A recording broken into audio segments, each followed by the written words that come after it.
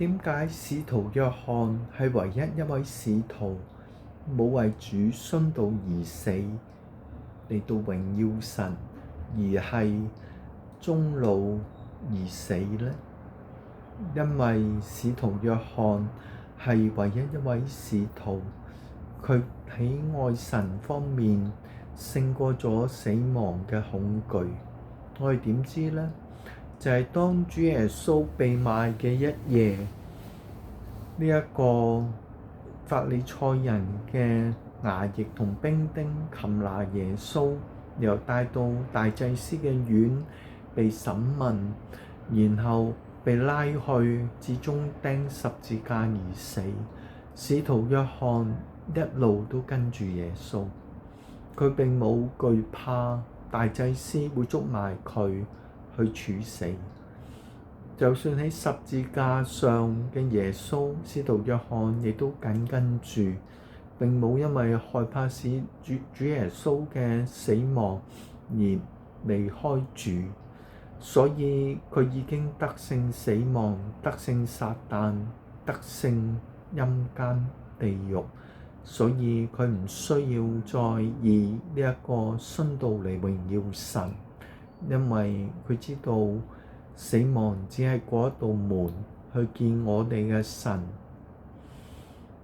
又講多個例子，就係使徒彼得。使徒彼得亦都好勇敢。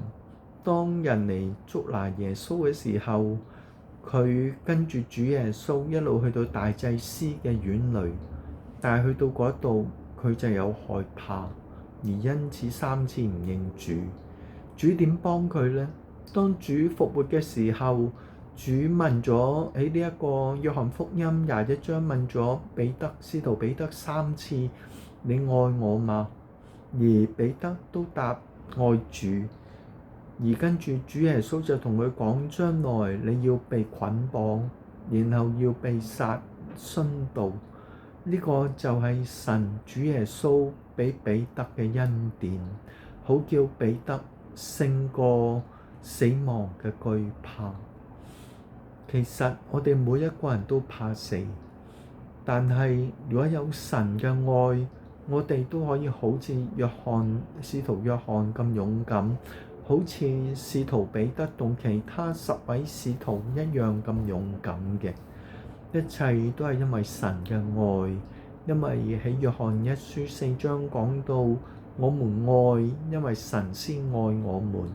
亦都再講到，愛裏沒有懼怕，愛既完全，就把懼怕除去，因為懼怕裏含着刑罰。懼怕的人在愛裏未得完全。當我哋有完全嘅愛嘅時候，我哋就可以唔怕死亡。唔係我哋有咩能力，係因為神有大能。你只要專心依靠佢，佢一定會幫你，就好似幫彼得同埋幫另外嗰10位使徒一樣。願我哋都緊跟住主，跟住主嘅腳步，將自己完全奉獻俾神。